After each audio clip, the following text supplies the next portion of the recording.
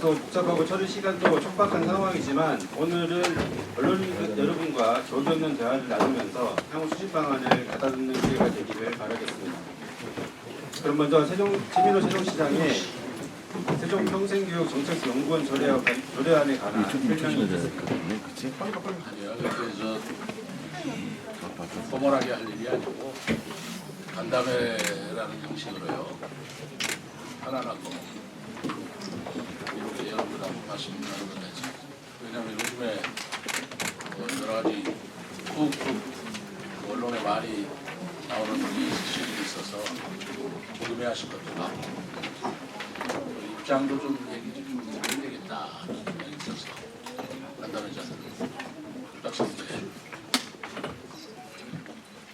우선 우리 시민들께서 이제 궁금해하시고 또 궁금할 뿐만 아니라 불안해하시는 것이다라고 생각하는 부분이 있습니다.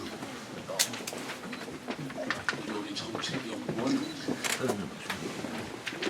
이 정책연구원 문제는 제가 취임하고 여러 가지로 생각이 많았던 것입니다. 의원 여러분 자료를 통해서 나눠드리겠습니다.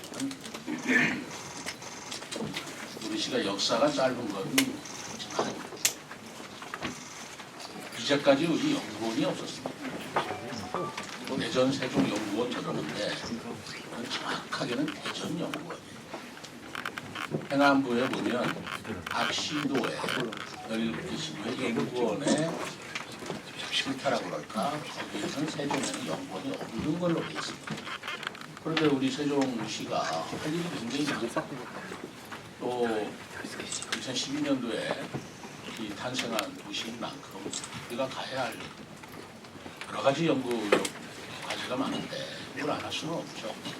그렇기 때문에 대전연구원에 세종연구실을 우리가 만들어서 대전연구원의 대전시와 협의를 통해서 대전 세종연구원이라고 협약을 맺고 그 안에 세종연구를 담당하는 실을 준 겁니다. 그 대전 세종연구원의 원장의 임명권을 대전시장이 가지고 있어요. 대전연구원이니까. 그리고 그 세종실에서 일하는 우리가 18명일 겁니다. 그 18명의 연구원의 임명권도 그 대전 세종연구원장이 가지고 있어요. 그러면 사실 세종 그 시장은 이제까지 우리의 연구를 대전연구원에 있는 세종실에 위탁해서 그 실에서만큼만 그 세종에 관한 연구를 정말 독자적 연구원이 없었던 시점이었습니다. 인구가 적고 우리 출범 초기에는 그렇다 좀 치더라도 인구가 40만에 육박하고 있고 이제 우리 과제가 굉장히 많습니다. 이 지역균형 발전에 관한 거라든가 행정수고 뭐 이런 것에 대한 우리 연구 과정이 굉장히 많은 그런 입장에 볼 때 연구는 확대 개편되어도 지금 시원치 않은 그런 상황이라고 나는 보고 있습니다. 거기에 또 세종시에 없는 게 있어요. 교육원이 없습니다. 우리 시 공무원이 지금 연동까지 약 2,500명이 됩니다. 공무원이 임명되면 다 누구든지 교육을 받게 돼 있습니다. 교육훈련법에 세종시에 교육원이 없기 때문에 이건 충남도 교육원에 또 위탁을 두어서 교육을 받게 있습니다. 연구원과 마찬가지로 교육원도 우리 공무원 수가 적고 또 출범 초기에는 뭐 그런 게 크게 문제가 될 건 없고 오히려 충남도나 대전시나 연구원이나 교육원이 잘 체제가 정비되어 있는 곳이기 때문에 더 효과적이라고 볼 수 있죠. 그러나 이제 우리 세종시의 공무원들이 배워야 할 것, 그리고 연구를 하고 공부를 해야 할 내용과 충청남도 공무원교육원에서 가르치고 거기에 관심을 갖는 내용하고 완전 거리가 있을 수밖에 없습니다. 그래서 우리도 독자적인 교육원을 가져야 된다라고 생각하는 게 제가 취임하고부터 쭉 가졌던 생각이에요. 근데 거기에 또 난점이 있어요. 그렇다고 해서 우리 시가 교육원도 따로 가져야 돼요. 연구원도 따로 가져야 돼요. 다른 광역단체같이 다 그렇게 할 수 있는 여건이 되느냐? 그것도 그렇게 되지는 못합니다. 우리가 솔직하게 한번 얘기해 봅시다. 인구 150만 200만 명의 인구를 가지고 있는 광역자치단체에서 공무원 10,000명, 20,000명에 이르는 교육원 하나 설립하는 거하고 인구 40만의 시에서 2,500명의 공무원들도 똑같은 그런 어떤 차원의 교육원을 별도로 만드는 게 바람직한 거냐도 봐야 되는 것이고, 연구원도 마찬가지입니다. 평생교육원도 마찬가지입니다.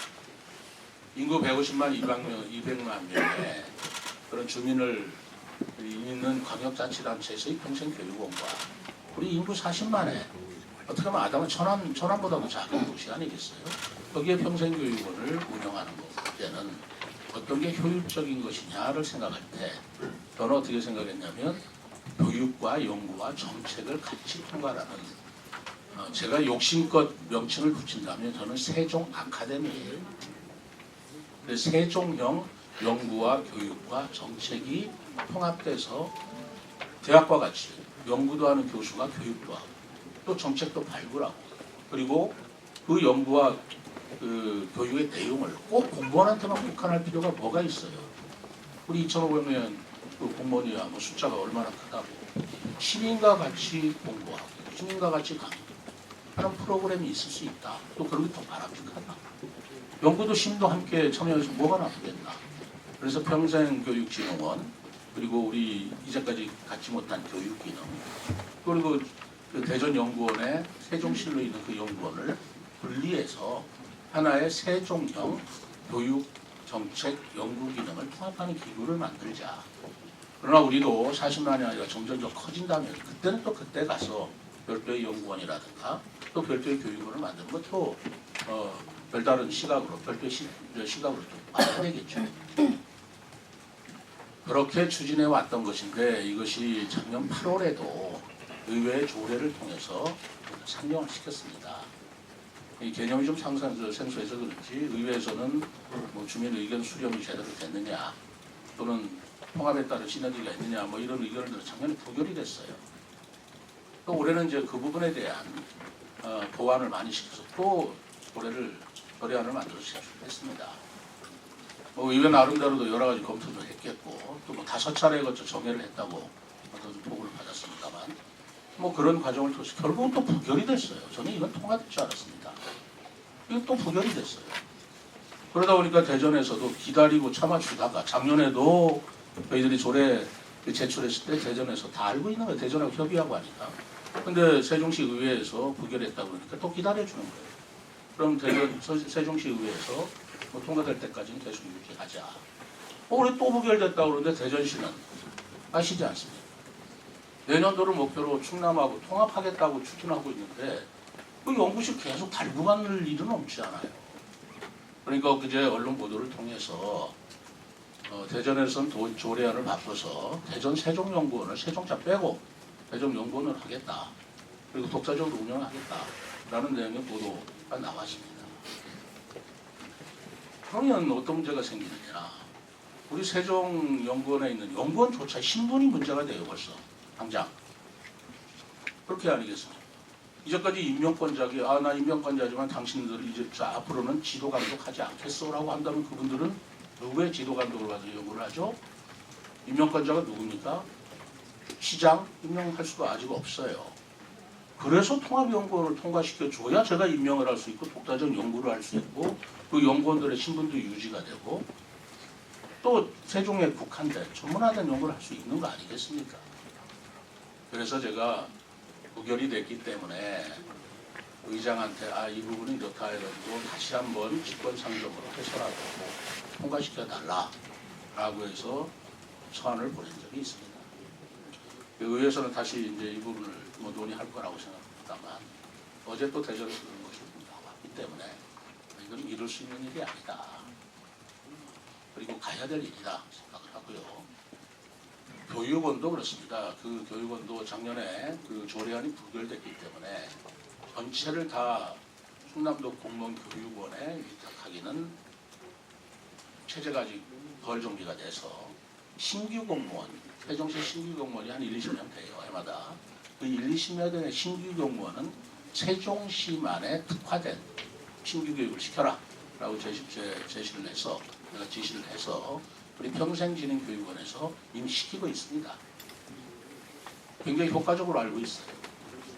그런 것들을 제도적으로 정비를 해줘야 될 조례인데 그것이 지금 부결이 된 상황입니다. 제가 오늘은 여러분들께도 말씀드렸지만 또 여러분들에게 우리 언론인 여러분들 말씀드리기 전에 제가 의장과 그 상임위원장과 다 통화를 해서 이런 부분에 대한 협조를 또 요청을 했습니다. 이 부분은 이제는 우리도 뭐 독자적이다 이런 걸 떠나서 그런 통합적인 연구 시스템을 갖추어서 연구와 정책과 교육이 어우러지는 기구가 출범이 되어야 한다고 저는 생각하고 있고 그런 부분을 시민들한테 말씀드리고자 합니다. 그리고 두 번째는 또 문화재단 또 이게 불거져 나와가지고 문화재단에 작년 한 6개월에 걸쳐서 감사를 했어요. 그것도 의회에서 감사 청구를 했기 때문에 그렇습니다. 그 문화재단 대표를 선임하는 과정에서 문제가 있었다라고 하는 건데 자기검증 기술서가 배출이 되었다 안 되었다 이런 문제인데 감사를 아주 심도 있게 했어요. 굉장히 센 감사를 받았습니다. 우리 직원들도 다 받았고 그리고 민감서도 다 받았고 그런데 결론은 명의를 떠나서 어쨌든 우리 문화재단의 직원이 실수했다. 그리고 행정상의 그 잘못을 했다. 해서 중징계와 경징계가 감사원에서 말하자면 요구가 온 걸로 제가 오랜 기간 감사를 했고 또 심도 있게 감사를 했고 또 폭넓게 감사를 한 경우가인 만큼 저는 그 감사 보고서를 받자마자 감사원의 내용을 최대한 겸허하게 수용해라. 그래서 중징계할 공무원은 중징계할 공무원은 지금 자기도 억울하다고 얘기할지 모르겠지만 감사원이 그렇게 오랫동안 폭넓게 또 심도 있게 장기간 동안 한 감사라면 받아들이는 게 옳다. 해서 중징계 겸허하게 수용하고 즉각 수용하기로 했고요. 그리고 그런 부분에 대해서 우리가 개선할 점이 있습니다. 앞으로 개선을 하고 감사하고 업무에 대한 좀 더 충실하게 또 업무에 대해서 좀 더 밀접한 그런 노력을 기울여라 지시 내려보낸 적이 있습니다. 근데 그것까지는 좋은데 그러다 보니까 이제 문화대표 사퇴하라. 어제 민해총인가 여기 와서 대표자 기자회견 한 번 말했어요. 사퇴하라. 그리고 시장한테는 사과하라. 뭐 이런 요구가 지금 의회에서 나왔고 또 시민단체에서도 나왔고 그런 건데 제가 그걸 보면서 우리가 잘못한 건 잘못한 것입니다. 그걸 잘못했다고 변명할 생각 하나도 없어요. 그리고 잘못한 것에 대한 대가는 마땅히 받아야 옳습니다. 그러나 미래의 원칙이 좀 더 성립이 돼야 돼요. 잘못한 만큼의 대가를 받아야지 잘못한 거 이상으로 책임을 지라고 한다든가 잘못한 거 이하로 뭐 면해보려고 한다든가 그건 저는 옳지 않다고 봅니다. 근데 얼마나 잘못했느냐라는 판단은 누가 하느냐. 뭐 감사원만큼 정확하게 할 것이 어디 있어요. 그리고 감사원의 그런 판단이야말로 가장 권위적으로 우리가 받아들여야 옳지 않겠습니까? 그 이상도 그 이하도 아니다 하고 나는 생각합니다. 감사원에서 자기검증 기술서도 다 샅샅이 받고 모든 사람의 기술서도 본 걸로 내가 알고 있고 그리고 후보자들의 지원 서류도 다 조사한 걸로 알고 있습니다. 그리고 우리 문화체육과 직원들조차도 다 감사 받고 응답받고 지휘한 걸로 알고 있어요. 그럼 폭넓은 감사를 통해서 결국 내려진 결론이라면 수용하는 것이지. 그 수용한 것 이상으로 대표를 사퇴시켜라. 그 시장이 사과하라 라고 하는 것은 그 시장이 사과하라면 하겠습니다. 그런데 저도 엄밀히 생각하면 그 문화재단 대표의 선임에 관한 사항은 오로지 문화재단에서 추진을 한 거예요. 그 당시 대표가 한 것이고 대표는 임치위원장을 구성해서 임치위원회 전적으로 맡겨서 추진한 겁니다. 그런 걸 시장이 관여도 안 하고 관여할 권한도 없고 하지도 않은 일에 사과하라 라고 할 일이냐라는 생각이 저로서는 드는 것입니다. 그리고 문화재단 대표 입장도 그 전에 김정률 대표였지만 김정률 대표도 자기가 대표로서의 어떤 책임을 지는 것 정치적도 아니고 상징적 책임을 지는 것은 모르지만 실제로 문화재단 대표로서도 임추위를 구성해서 7명 그 위원장이 위원들하고 상의해서 추진한 일에 대해서 그걸 어떻게 대표가 다 일일이 책임을 지겠습니까? 많은. 그러나 김정일 대표도 그 부분에 대해서 질 건 지겠다. 그리고 자기는 투명하게 했고 공정성을 해친 적이 없다라고 그 당시에도 그 대표 선임한테 자료를 뿌려서 여러분들한테 전달한 걸로 알고 있습니다. 또 그 박영국 대표를 사퇴하라고 하는 것도 과도한 것이라고 나는 생각을 하는 것이에요. 감사원에서 그것이 사퇴할 정도의 이르는 잘못을 저질렀다면 사퇴하거나 새로 선임하거나 라고 했겠죠. 그런 것까지도 포함시키지 않은 게 아니고 다 감사를 해본 결과 법까지는 이르지 않는 것이고 그 직원들의 중징계 경징계 땀이다라고 판단을 했으면 그걸 받아들여야지. 그 사퇴할 일이냐라는 생각이 나는 드는 것입니다. 그리고 사퇴한다는 것도 좀 이상한 것들이 많이 있어요. 박영국 대표가 무슨 블랙리스트에 연루돼서 경징계를 받았다, 면책을 받았다 라는 거 가지고 그걸 기술을 하지 않았다, 대처를 하지 않았다는 그 무조건 사퇴해야 된다. 그런데요, 박영국 대표가 그 뒤에 사면을 받았습니다. 날짜에 불구하고 사면을 받아서 견책 자체도 다 무효로 됐어요. 없는 걸로 됐습니다.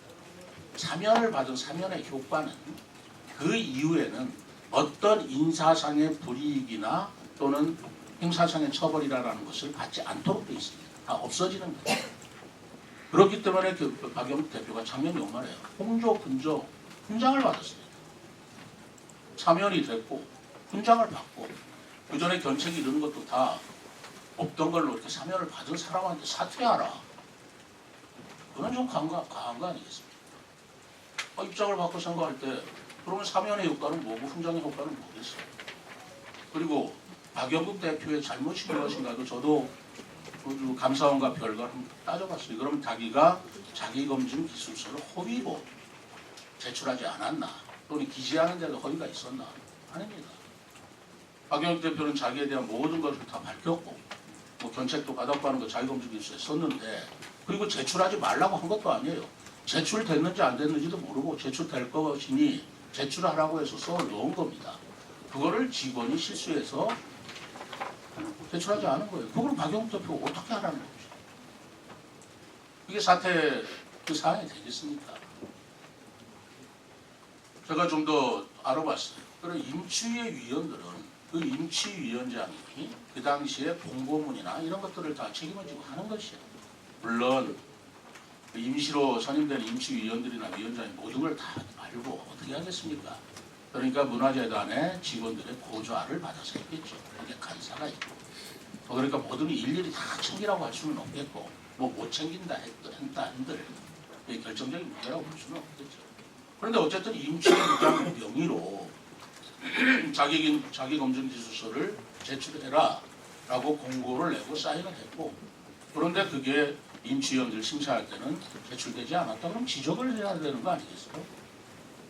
임치위원들이 전문성이 없어서 그것까지 지적하는 것까지도 제가 뭐라고 하진 않겠습니다만, 그러나 지적하지 않은 것에 대해서 또 감사원에서 그 임치위원들한테 또 감사한테 물어봤어요. 왜 제출하지 않았는데도 지적하지 않았느냐. 그랬더니 그분들 하시는 말씀이 감사 보고서에 의하면 그때 참 기억하지 못해서 그랬다. 그러니까 깜빡했다는 얘기죠.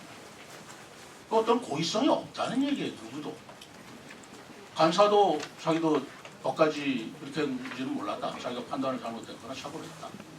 이렇게 돼서 사실은 알고 보면 고의성이라는 것은 누구한테도 없었고 단순 실수였다라고 볼 수밖에 없는 사안으로 보여집니다. 그러나 그 사안이 공고문에 있었는데도 불구하고 공고문을 지키지 않았다라는 것은 중징계 땀이다. 중징계가 내려진 것이지, 그것으로 인해서 대표 선임의 효과까지 다툴 만한 그렇게 이르기까지 한 사항이냐 하고 볼 때는 고의성이 크게 있지는 않은 걸로 판단을 했기 때문에 중징계와 경고가 분명하게 있습니다. 그럼 권위 있는 감사원의 감사 결과도 우리가 수용하고, 그러나 지적이 되기 때문에 우리가 고쳐야 될 건 고쳐야 되고 반성할 건 반성할 것이고, 그렇게 고쳐나가야지 그 이상의 것을 자꾸 요구하는 것은 정치적인 공세가 아닌가라고 저는 생각을 하고 있어요. 그래서 이 문제도 이제 더 이상 앞으로 어떤 대표를 선임하든 그렇게 좀 책임을 다하지 못했거나 철저하지 못한 점은 반성을 하고 또 절차하지 못했던 그에 따른 우리가 대가를 또 문책을 하고 책임을 지는 것은 지는 것이로되 책임도 지게 했고 그리고 과정에서도 고의성이 없고 감사한 결과까지 우리가 나왔다면 그거를 겸허하게 받아들이는 것이 옳다고 봅니다. 제 입장은 그렇기 때문에 이 문제를 가지고 감사원에서 지적한 것 이상의 자꾸만 중요한 것을 더 요구하는 것 자체가 옳으냐라는 생각도 해요. 차라리 그게 부당하다면 감사원에 재청구를 하시든가 그렇게 해야지 시민단체 내지는 어떤 민간단체 와가지고 사퇴하라 라고 요구하는 것은 부당하다. 경우에 맞지 않다. 감사원의 것을 더 요구하는 것은 무슨 의미냐 라는 생각도 갖고 있습니다. 이 두 가지 사안인데 청문회 얘기까지 제가 할까요? 뭐 자꾸만 청문회 얘기 나오잖아요. 출연단체 기관장들 청문회 할 거냐 말 거냐가 지금 의회에 또 굉장히 관심사항이에요. 저는 어차피 우리 언론이 누군가를 질문하실 것 같으니까 말씀드리는데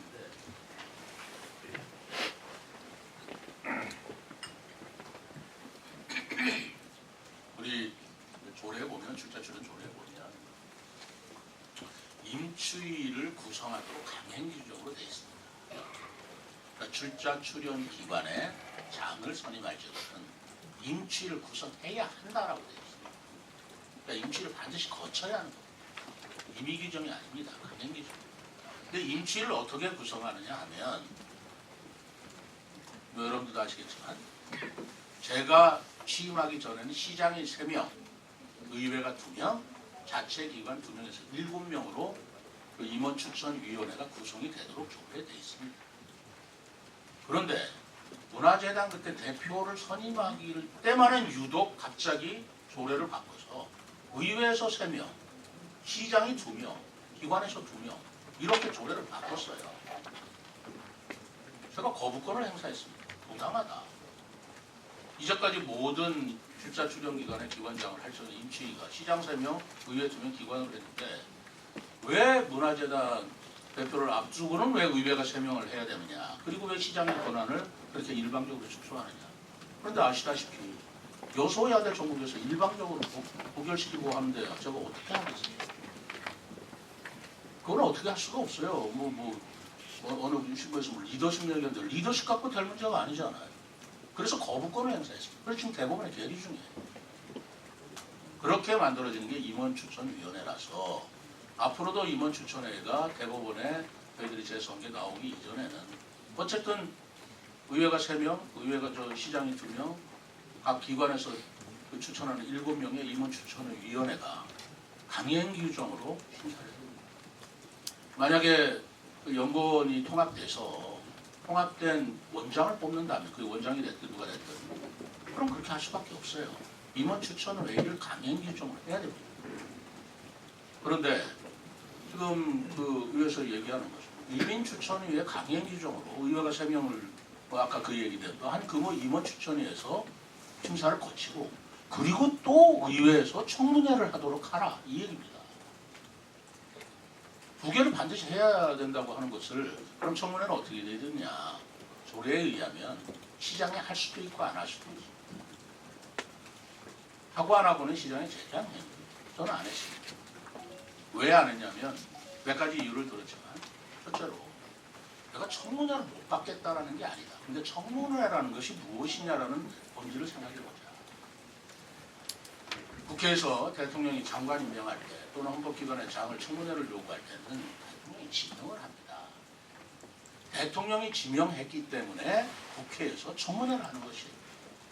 어떤 추천심사위원회가 이런 절차를 거치는 법이 없어요.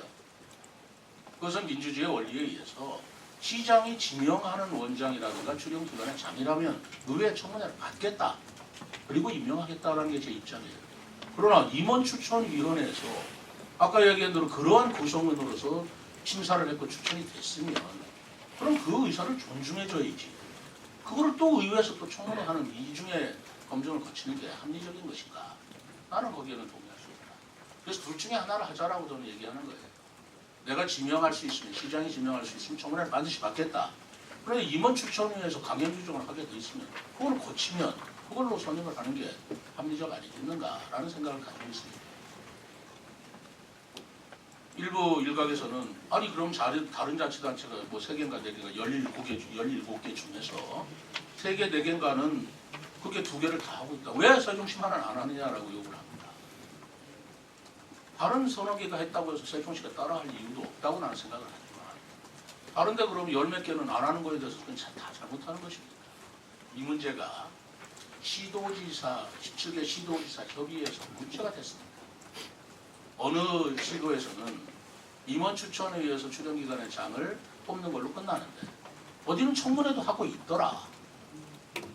그것이 옳으냐라는 걸 가지고 시도지사 협의회에서 논의가 부당하다. 세종시장 말이 맞다. 그때는 그렇게 얘기를 했습니다. 청문회는 의회 그 견제라는 것이 그거를 우리가 무시하는 게 아니다. 지명권에 대해서는 청문회를 하고 임원 추천회가 됐으니 임원 추천의 심사를 존중하는 것이 옳지 않겠는가. 그래서 이 문제를 자꾸 자치단체마다 조례로 하고 말고 하는 문제가 있으니까 차라리 법을 바꾸자. 그래서 지금 시도지사 협의회에서 그 법안을 행안부에 그 건의를 해서 행안부에 지금 그 법안이 국회에 상정 중에 있습니다. 그 내용이 뭐냐면 임원 추천회의에서 하되 만약에 청문회를 한다면 임원 추천을 안 할 수 있다. 그러니까 지명을 한다면 청문회고 임원 추천회의를 한다면 임원 추천을 선택하는 것이다. 이렇게 법안이 되어 있습니다. 그게 아직 계류 중입니다. 아직 법안으로 성립은 안 되지만 지금 그렇게 나아가고 있는 마당에 우리만 유독 조례를 바꿔서 2개를 다 받아야 된다는 걸로 역행할 수는 없는 거 아니겠습니까? 그래서 저는 이 문제는 지금도 저는 마음이 열려 있어요. 우리 시에서 지방자치법에서 개정하는 것보다 먼저 우리가 선제적으로 우리 세종시는 그렇다면 지명권에 대해서는 청문회, 임원 추천에서 결정하는 임원 추천위원회에서 선임한 걸 존중라는 식으로 조례를 바꿔주신다면 나는 얼마든지 따르겠다. 이것은 새삼스럽게 지금 말씀드린 게 아닙니다. 벌써 2년 전부터 계속 내가 그런 얘기를 하는 거예요. 지방자치법에 앞서서 조례를 먼저 개정해서 그렇게 합리적으로 방향으로 나간다면 제가 왜 반대하고 왜 그걸 꺼려하지? 저는 청문회가 두려운 게 아니에요. 그게 아니고 후보자한테 이중의 검증을 거치게 할 이유가 있는가라는 것입니다. 그런 임원 추천회의를 뭐하러 의회에서 3명을 하고 시장이 2명을 하고 하는 그런 추천회의를 왜 구성하며 그 임원 추천회의에서 구성한 그분들의 말하자면 신뢰성이나 공정성은 뭐 어디로 가는 거예요? 과도한 검증이 또 그런 출연 기관장을 우리가 모시고자 할 때 후보자들한테 심리적인 압박을 줘서 정말 좋은 분이 오려고 하겠느냐라는 생각도 저는 가지고 있습니다. 세종시의 출연 기관이 뭐 그렇게 대단한 기관이라고 임원 추천회에서 뭐 면접 시험 보고 서류 심사하고 다 한 뒤에는 또 의회 청문회에 나가야 돼. 그게 그렇게 엄청난 자리라서 나 그거 꼭 해야 되겠다고 하는 게 그리고 그렇게까지 할 때 우리가 정말 유명하고 훌륭한 분을 모실 수 있겠느냐라는 생각도 제 마음속에는 없는 것이 사실입니다. 그래서 청문회가 됐든 임원 추천위원회가 됐든 선택해서 의회에서 요구한다면 저는 그게 따르겠습니다. 임원 추천회에서 하라 그러면 그렇게 하는 것이고 청문회를 하다 그러면 그럼 제가 지명하고 임원 추천을 생략하고 청문회를 의회에서 하십시오. 임원 추천회 대신해서. 저는 그런 용의가 있고 이거는 뭐 새삼스럽게 얘기하는 게 제 일관된 저의 논리이고 제가 가지고 있습니다. 이 얘기 벌써 여러 번 드렸어요. 우리 여러분 기억하시고 그 3가지가 요즘은 유난히 그냥 세종시에서 시끄럽게 되는 사안이 있고 우리 시민들께서 보시기에는 불안도 하고 또 답답도 하고 하실 것이다. 그런 제 입장을 드리겠습니다. 저는 모쪼록 의회하고 또 협의를 하겠습니다. 또 제3의 방법이 있으면 얼마든지 좋겠다. 연구도 좀 해보자. 그러나 연구원에 관한 문제는 우리만에 해당되는 문제가 아니고 대전하고 충남하고 다 연결되는 문제이기 때문에 자치단체 간에 서로 간에 의사는 존중해 주겠다. 대전에서 분리하겠다는데 우리는 못하겠다고 이게 무슨 뭐야 이거는 3월 초임식 의회에서 조속히 처리됐으면 좋겠다라는 요청을 드립니다. 정도까지만 말씀드릴까요? 일단은 네, 그럼 질의응답 시간 갖도록 하겠습니다. 질의하실 분 손을 들어주시기 바랍니다. 네, 대전 MBC 김민미 부장님. 네. 네. 저기 아까 세종시가 장기적으로 봤을 때 독자적인 연구원 설립이 불필요하다고 보신다고 했는데요. 그러면은 굳이 평생 진흥원하고 통합이 아닌 독자적인 그런 연구원 설립이 지금 현행 지방연구원법상에는 크게 문제가 되지는 않아 보이는데 현실적으로 그게 불가능한 이유가 있는 걸까요? 그거 원래 생각하지 않았겠습니까? 전 첫째로 그렇게 생각할 때 행안부 지침에 새로운 기관 신설, 공공기관에 대해서 새로 신설하는 것이 고려하는 입장에 서 있어요. 근데 우리는 지금 7개죠. 출자 추경기관이 거기에 또 연구원이라는 거 만들고 행안부에서 지금 공공기관을 자꾸 증설하는 거에 대해서 행안부에서 억대하는 그런 쉽지 않다라는 생각이. 그리고 두 번째는 독자적인 연구원을 갖는 건 장기적으로 그렇게 가야 됩니다. 근데 솔직히 말해서 그런 부분에 대해서 예산 부담도 생각해 봐야 되잖아요. 그러면 새로운 그걸 운영을 할 때 독자적인 그러면 거기에 원장을 또 뽑아야 되고 그런 것들에 대한 예산 절감하는 방법은 없는가도 저는 생각합니다. 그리고 규모로 봐도 우리가 연구원을 다른 시도와 같이 그게 독립적으로 크게 가질 규모가 될 때까지는 현재로서는 이런 모양이 좋지 않겠나. 그게 여러 가지를 충족시켰습니다. 네, 그럼 다음 질문 뉴시스 송수아 시장님. 간단하게 여쭤볼게요. 대전시 조례가 먼저 개정이 되면 해적 연구실은 향후 어떻게 되는 건지 궁금하거든요. 이제까지 없었던 사례라서 그것도 지금 어떻게 될지 모르겠지만 제가 대충 생각해 본다면 우선 대정 세종연구원 이름이 바꿔서 대전연구원으로 바꿀 것입니다. 그죠? 그럼 우리 연구원이 없어요. 그럼 우리 지금 연구실에 있는 연구원들의 소속은 어디가 돼야 되죠? 대전연구원으로 못 가는 것이고 그럼 세종연구원이라도 뭐라도 있어야 되는데 우리는 그런 그 조례가 없어서 아무것도 없고 말하자면 세종실에서 연구하는 연구원들의 그 신분이나 입장을 동 뜨는 거죠. 그렇지 않겠습니까? 그런 문제가 있고 또 아까 신분 얘기했잖아요. 그분들의 임명권자가 이제는 당신네들에 대한 지도감독권을 가지지 않는다라고 할 때 이분들은 누구한테 지도감독권을 받고 있다라는 문제도 생깁니다. 병력에 관한 문제가 생깁니다. 병력이 단전될 것이냐 아닐 것이냐의 문제도 개인적으로는 뭐 생일장이 지나서 잘 모르겠어요. 이제까지 없었던 얘기인데 그런 것도 있고 그리고 그렇잖아요.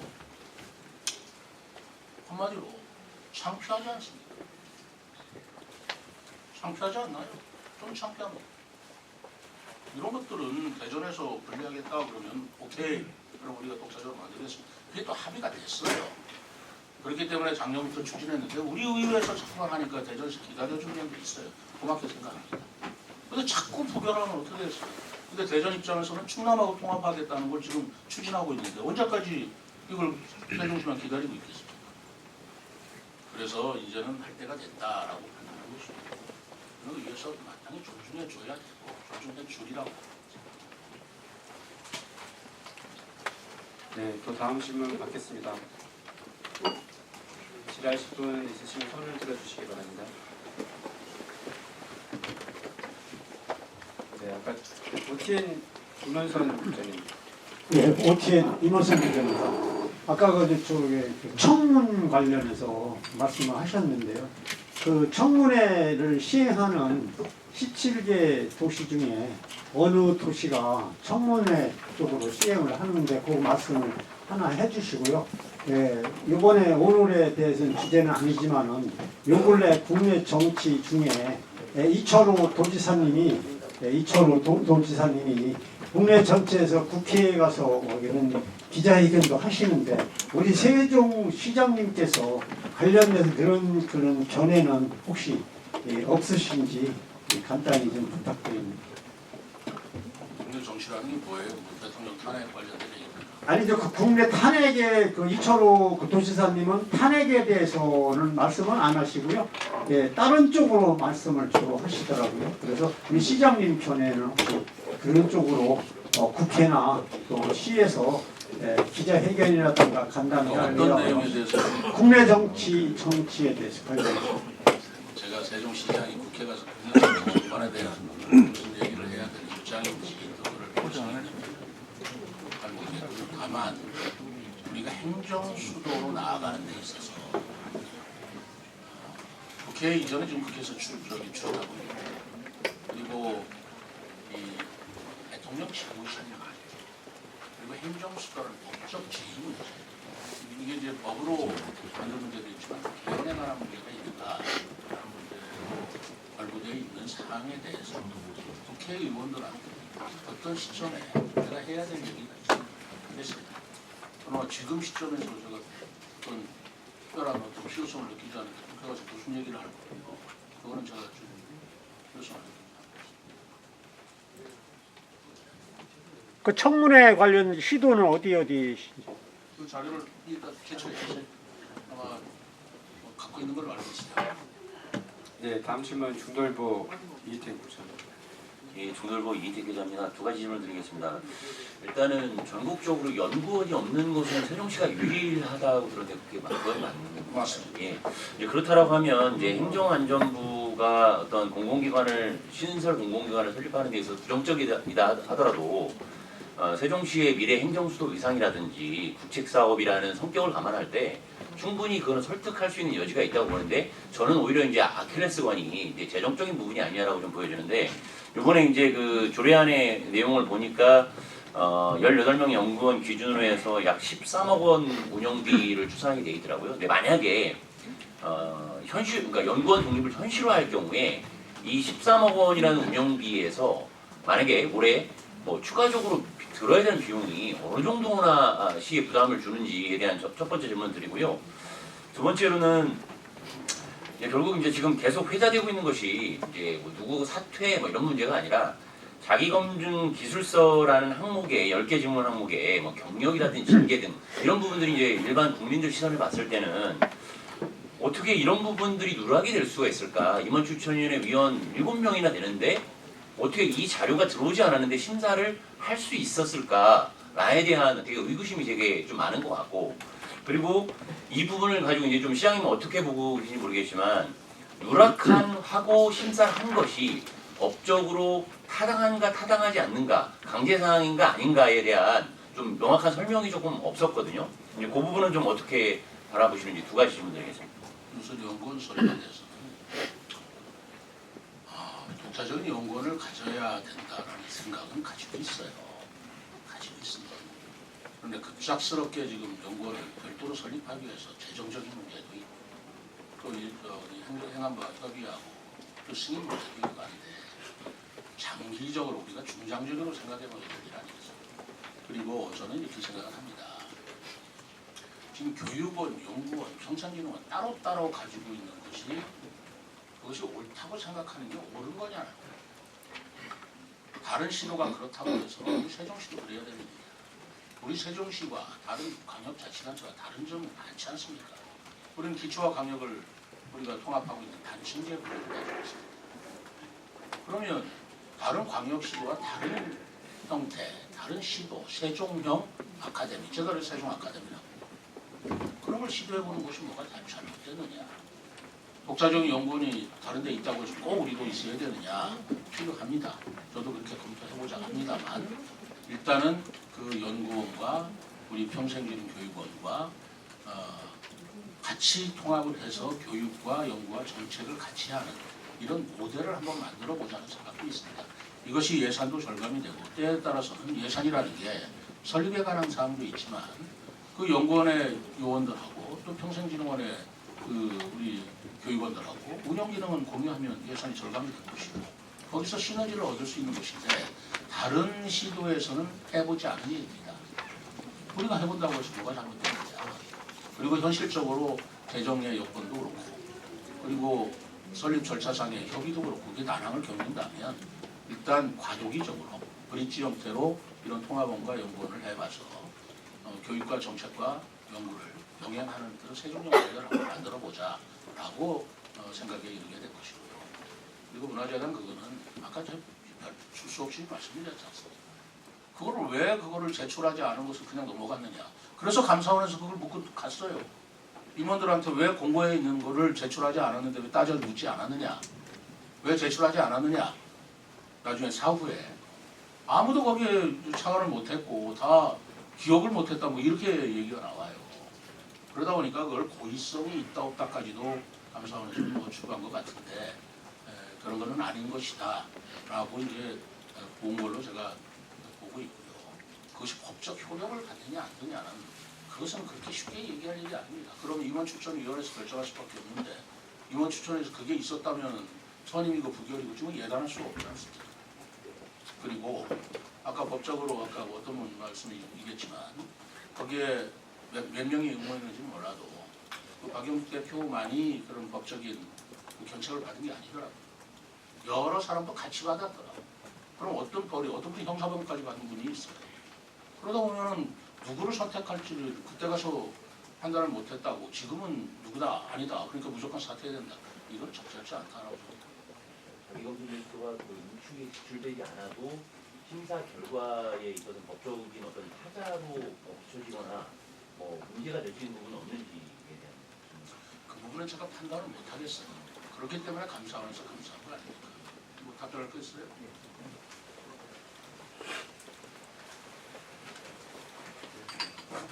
문화체육관광국장입니다.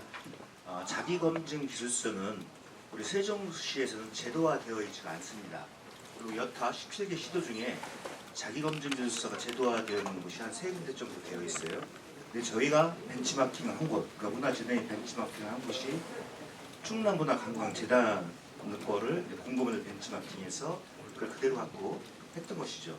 그러다 보니까 일부 이제 자기검증 기술서에 제공을 안 했기 때문에 어떤 법적인 문제가 있는 거 아니냐 이런 말씀을 정부에서 하시는 걸로 저도 언론을 통해서 봤는데 일단 제도화가 되어 있지 않지만 공고문에 반영이 되어 있으면 감사원의 취지는 문서의 효력이 발생이 된 거다. 그렇기 때문에 그걸 했어야 된다라고 이제 지적이 되어 있던 거고요. 그 해당 담당 직원들은 우리는 애초에 청문이 있을 수가 있다라는 취지의 일부 시도는 청문에 활용하는 데가 있으니까요. 이걸 벤치마킹 했던 건데 감사원에서는 좀 전에 말씀드린 것처럼 문서의 효력이 발생해 그대로 이행을 했어야 된다라고 했고 시장님께서 말씀 주신 것처럼 감사 보고서 10쪽을 보시면 다 보셨을 거라고 이제 봅니다. 각 주에도 나옵니다. 명확하게. 담당 직원은 이걸 제출을 안 했고 임원 추천위원들은 24년 1월 3일 날 간사로부터 그 이야기를 듣고 면접심사 자료라는 취지 이야기를 듣고 나서 면접심사 자료를 제출받도록 의결을 했대요. 그렇지만 1월 31일 날 면접심사를 할 때에는 이를 기억하지 못하여 세종문화재단에 자기검증기술서를 요구하지 않았던 취지로 진술하였음. 이렇게 되어 있습니다. 그렇기 때문에 재단의 간사도 제출 안 한 책임도 있지만 임원 추천위원들도 본인들이 의결을 하시고 또 요구 또 안 한 또 책임도 사실 있습니다. 그렇지만 민간인 신분이기 때문에 감사원에서는 임원 추천을 처벌을 할 수가 없는 것이죠. 그렇기 때문에 간사와 담당 과장, 그 당시에 관리자, 본부장이었죠. 그분의 이제 관리 소홀로 책임이 처분이 이제 떨어진 거다 이렇게 이해를 하시고요. 아까 말씀드린 것처럼 박형국 대표 이상은 그 당시에 견책이 있었다, 이권유예가 있었다. 근데 이분은 사실대로 다 적시했어요. 또 여타 나머지 5분에도 저희는 보지 못했습니다. 자기검증위원회에서 감사 결과를 보고 하는 겁니다. 여기에 뭐 교통사고 처리 법 위반이라든가 음주운전, 또 나중에 알았지만 뭐 농지법 위반도 있더라고요. 그러니까 이거를 박형국 대표에서 고의적으로 누락을 시켰다라는 책임성이 분명히 있을 수 있습니다. 그래서 모든 6분에 대해서 안 줬기 때문에 이 부분에 대해서 감사원에서도 문제를 삼지 않은 것이고 결국은 책임은 문화재단의 직원들의 실수다 이렇게 이제 보고 처분이 떨어진 것이죠. 이렇게 이해를 해주시면 되고 아마 언론인께서도 한번 보셨을 때 다시 한번 숙지를 한번 해보시면 저도 한 3번을 봤습니다. 3번을 봤는데 일각에서 뭐 공무원들도 징계를 받아야 된다. 다들 아시지 않습니까? 그 당시에 14일날 제가 자기검증 기술서를 가지고 도덕성 검증을 했다고 하더라. 이렇게 제가 그 당시에 발표를 했어요. 그 다음날 이거 아니었구나. 그래서 기자실, 1기자실, 2기자실 가서 분명히 제가 어제 제가 말씀드린 게 잘못됐습니다. 정정을 했고요. 또 열흘 뒤에도 시장님과 제가 브리핑을 하면서 또 정정을 했습니다. 이런 부분들이 감사원에서 봤을 때 다 소명하는 절차로 인정이 된 겁니다. 그렇기 때문에 일각에서 어떤 언론에 보면 공무원들 징계 못 썼다 지적도 하시던데 그걸 정확하게 좀 이해를 해주시고 정확한 팩트에서 언론에서 좀 다뤄주시면 저로서는 담당 국장으로서 감사하다는 이런 말씀 드리겠습니다.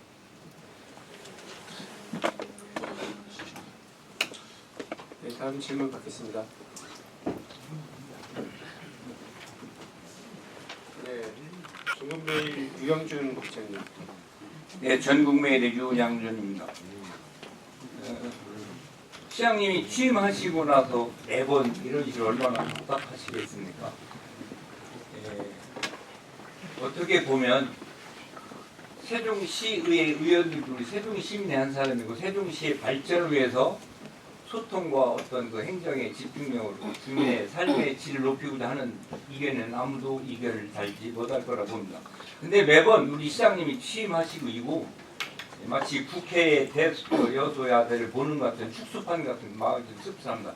매번 이럴 때마다 우리 집행부에 있는 직원들도 피곤하 그 자료를 준비하시는 애를 많을 텐데 매번 이럴 때마다 어떤 이런 것보다는 세종시 의원들은 이것밖에 없나라고 하는 어떤 언론 플레이가 좀 더 하지 않나. 우리 세종시의 어떤 그런 걸 그분들한테 대한 어떤 그 기능을 할 수 있는 부분들이 매번 이럴 때마다 이렇게 되면 또 세종시 의회에서는 또 뭐 거기에 대한 또 자료를 한다고 불쾌한다고 하면 우리 기자들 입장에서 망각을 좀 가져보면 맨날 이런 것이 어떤 우리 세종시의 잘못된 부분인데 집행부서에서 뭘 한다고 하면 여태까지 한 번도 세종시 의회에서 맞다 참 하는 부분이 없이 매번 발목 잡기 그 표현 자체도 나올 정도밖에 있는 부분인데 뭐 평생 교육원에 됐던 분에 가보면 긍정적으로 보면 우리 세종시의 자존심에 굴렸던 문제입니다. 왜냐하면 세종시가 인구가 적던 많던 독자를 걷던 국가 정책에 의해서 세종특별자치시라는 게 됐으면 나름대로 기능과 역량이 있어야 되는데 설령 인원이 지금은 지금대로 가야 될 일을 어떻게 보면 우리 세종시가 세종되면서 그 연구원이라는 것도 남의 집에 어부살이처럼 대전 세종 연구원에 돼서 이제는 아까 뭐 시장님 그 말씀 맞다나 대전과 충남이 같이 통합을 돼야 되는 큰 틀 놓고 하고 있는데 우리 단체는 거기에서 이런 계제 나와서 우리 나름대로 세종시에 독자적인 어떤 그 기관을 갖는다 하는데도 뭐 여기에 되는 이런 기준 잣대 또 저기에 되는 저런 기준 잣대로 의회의 기능을 그렇게만 하는 어떤 그런 부분보다는 매번 이럴 때마다 집행의 수장인 셀로서 이런 브리핑이나 자담회를 한다는 데서 무척 불편하시라고 봅니다. 그러니 저는 이런 계제에 우리 집행부서의 어떤 그 기능도 의회들의 어떤 그 발목 잡기 형태든 매번 이런 거 한다라면 나름대로 어떤 반박할 수 있는 부분이 매번 이랬다면 시험 나서서 언론 브리핑에 좀 좌담회를 한다는 자체는 발전적이도 않고 또 우리 그 수많은 그 공직자분들도 본의 아닌 스트레스를 말도 못하게 받는 것 같아요. 그래서 저는 감히 오늘 일자리 말씀드리면 기능은 다 있겠습니다만 우리 그 집행부에서 어떤 그 별도였던 그냥 운영팀이 좀 돼서 의회하고 어떤 그 소통이 좀 제대로 좀 돼서 우리 그 집행이 원활하게 가는 어떤 그런 역할이 좀 됐으면 하는 제안을 한번 드리겠습니다. 감사합니다. 뭐 그 문제 조금 말씀드린다면 소통 대화 역시 그렇게 말씀하시는데 대화를 왜 안 하겠습니까? 뭐가 좀 문제가 부딪힌다는 거 해결이 안 되면 대화 부족이다, 소통 부족이다 저는 그렇게 몰아치시는데 왜 대화를 안 합니까? 우리가 뭐 남입니까? 건물이 뭡니까? 소통을 왜 안 합니까? 이런 얘기를 왜 안 하겠어요? 그럼에도 불구하고 입장이 다르서 뭐 그랬다라고 하는 건 어쩔 수 없는 것이죠. 저만 해도 벌써 이 문제를 가지고 의장하고 얘기하고 공감도 해요. 그러나 뭐 의회가 회의체이기 때문에 또 그 부분에 대한 여러 의견이 다양하게 있다는 것을 인정할 수밖에 없는 것이고 그런 건데 저도 뭐 제가 얘기하면 그 다음에 의회에서 반박하고 또 이런 식의 정치는 정말 저급한 정치라고 생각합니다. 소통과 대화, 제가 뭐 늘 얘기 정원도시 박람회 얘기도 한번 여러분 다시 불침내기 때문에 저 싫습니다. 제 가슴이 너무 아픈데 TV 토론을 하자, 공개 토론을 하자, 대화를 하자. 근데 대화 부족이다 자꾸 이렇게 얘기할 일은 아니잖아요. 이번 것도 언제든지 누구든지 무엇을 갖고도 저는 얘기할 수 있어요. 그런데 지금 어떤 분이 얘기하더라도 저는 이와 똑같은 얘기를 합니다. 달라질 내용이 없어요. 그게 액면 그대로니까. 문화재단도 물론 그 매끄럽지 못한 그런 부분에 대해서는 실수로 있을 수 있었지만 그 매끄럽지 못한 과정에 고의가 있었느냐 또는 외부로서의 그 압박이나 위유가 있었느냐 그게 더 중요한 부분이라고 봐요. 그렇게 해서 선임이 됐으면 또 선임된 사람이 열심히 일하도록 하는 것도 그것도 우리가 나아갈 방향이지. 한번 그 선임해 놓고 거기에 실수가 있다고 해서 직원이 실수했다 해서 대표가 책임져야 되고 사퇴해야 되고 자꾸 이렇게 가면 이건 정치공사라고 내가 아까 본다고 말씀했지 않습니까? 일을 어떻게 합니까? 그건 아니라고 생각합니다. 시민단체나 이런 데서도 물론 그 말씀하시는 건 좋지만 제가 그래서 제가 오늘 긴급 기자회견을 한 거예요. 간담회를 한 거예요. 제가 직접 나서서 말씀드립니다. 제가 정말 하늘에 맹세했고 어떤 대표를 선임한다든가 제가 전화 한 통 해본 적이 없어요. 대표도 마찬가지라고 해요. 그렇게 해서 뽑아진다면 임취해서 뽑은 건데 그 과정에서 실수가 있었고 착오가 있다면 그 자체에서 해결하면 그만인 것이지 그걸 가지고 대표가 시장한테 사과하고 사퇴하고 이렇게 요구할 일은 좀 정도가 지나치다. 아무튼 저 우리 이영준 기자님께서 말씀하신 거는 제가 또 가슴에 새기고 의외하고 더 잘하도록 하겠습니다. 네, 마지막 질문 받으실까요? 그리고 아까 손 드신데 네. 됐습니까? 일단 자기 네. 받을 거면 시간 없어서 바람범람에 관련된 일이 있었는데 만약에 3월에 지금 이 조례안이 통과가 안 될 경우에 어떤 대안이 있으신지. 참 어떻게 해야 될지는 모르겠네요. 또 통과가 안 되면 어떡하겠어요. 그걸 법적으로 제가 할 수 있는 수단이 아무것도 없잖아요. 대화를 하고 고소를 하고 얘기를 해도 만약에 통과가 안 된다면 어떡하겠습니까? 여러분 같으면 어떻게 하시겠습니까? 단식을 해도 안 되는데 그럼 어떡하겠습니까?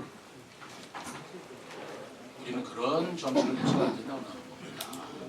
그리고 제가 그 우리 원로민 여러분들한테 지금 이렇게 얘기하지만 제 말씀에 제가 얘기한 내용에 모순이 있거나 아니면 불합리한 점이 있거나 라는 게 있으면 지적해 주세요. 제가 생각할 적에는 제 얘기도 그렇고 우리 시도지사 협의회에서 똑같은 생각을 가지고 지금 자치법이 개정되어 있는 이 부분 가지고 더 이상 얘기한다는 것도 대전연구원도 아니 이거 너무나 명백한 거 아니에요? 어떡하겠습니까? 그래서 이 부분은 무슨 대안이라기보다는 제가 또 시장님이나 의회 여러분들한테 또 아까 같이 여러분들한테 말씀드린 것 같은 내용으로 다시 협조를 구하고 또 통과시켜달라라고 소환을 보내고 저는 장중한 노력을 하겠습니다. 시간이 없는 줄 알고 아까 질문을 제가 죄송합니다. 지금 했는데 다음 일정 때문에 저희 오늘 기간을 여기서 마치도록 하고요. 혹시 질의가 있으시면 질의가 아니라 부탁 잘 지금 어제 예총하고 민예총 기자회견에서 나온 얘기가 이 감사원 결과도 있습니다. 그런데 자꾸 이 감사 결과만 얘기를 하시는데 그분들이 호소하는 거는요. 블랙리스트 얘기가 안 나올 수가 없죠. 그러면서 지난 세종축제 때 그분들의 참여가 한 팀도 없었잖아요. 전문예술인 세종시 단체가. 그러면서 하고 싶은 말은 단 하나입니다. 태평무 한예종에서 왔죠. 세종시 태평무 이수자가 있습니다. 깃발춤 한예종에서 왔죠. 세종시 연희단에서 다 하고 있는 프로그램들이거든요. 그거에 대한 관가에 대한 서운함을 얘기를 했는데 그것까지 전달이 안 되는 것 같아서 그 부분을 문화재단 이사장님과 시장님이 좀 시간을 가지셔서 좀 대화를 해주셨으면 하는 바람을 전달해 드리겠습니다. 그 부분도 말씀드렸으니까 시간이 없다고 말씀드리죠. 어제 조성환 그 민예총 회장하고 그리고 홍보람의 민예총 회장하고 기자회견 했죠. 제가 그 전에 만났습니다. 제가 좀 뵙자고 했어요. 그래서 그 전날 만나서 분명히 문화재단 이사장이나 시장한테 할 얘기가 있을 텐데 그거를 나한테 하면 되지 왜 기자들한테 하느냐. 그렇게 얘기했습니다. 얘기를 해봐라. 그 얘기를 하시더라고요. 뭐 지역문화예술인들에 대한 뭐 여러 가지 서운한 점도 있고 그러는데 그렇게 생각하신다면 또 바꿔나가잖아. 그리고 안 그래도 이걸 떠나서 제가 연초가 되기 때문에 각 단체의 우리 임원들하고 간담회를 계속 가지고 있어요. 그들 시민주권회의 가졌죠. 그래서 문화예술 단체 뭐 위협이 됐던 회장들 있지 않습니까? 다 오셔라. 다 오셔서 올해 한 해 우리가 여러 가지 일이 또 생기잖아요. 한글문화 뭐 이런 것도 생기고 하니 그분들의 의견을 수렴하도록 이미 얘기가 됐어요. 얘기가 돼서 얘기를 할 텐데 그거는 그거대로 또 다음에 우리가 부족한 게 있으면 발전시킬 나가는 얘기지.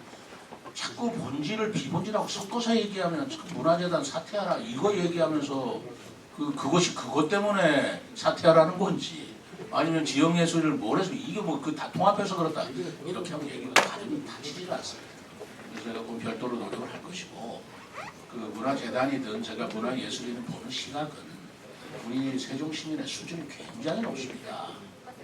그래서 그 세종시민의 눈높이에 맞는 그런 수준 있는 공연, 예술단체를 시민들한테 선물하는 것도 큰 사명이에요. 그것을 꼭 지역 예술인만 한다라는 거하고는 차원이 다른 문제고 그러면서도 불구하고 나는 시장으로서 단체장으로서 지역 예술인을 또 육성하고 지원을 해야 될 또 책무가 있어요. 그 두 가지를 조화시키는 노력을 같이 해보자. 그거라 제가 대표하고 하겠습니다. 네, 다음 일정상 그 시장님께서는 자리를 또 옮기셔야 돼서 일단 이걸로 기자간담회는 모두 마치도록 하고요. 혹시 기자분님들 소화 못하신 질문이 있으시면 지금 문체국장님이나 평생교육진흥원장님께서 와 계신데 질의를 옆에서 좀 받도록 하겠습니다. 일단은 기자간담회는 이것으로 모두 마치도록 하겠습니다. 네, 여러분들 감사합니다. 뭐 음료수 드시는 것 같은데 편하게 좀 드시고 또 다른 질문이 있으면 말씀 나누시죠. 네, 여러분들 감사합니다.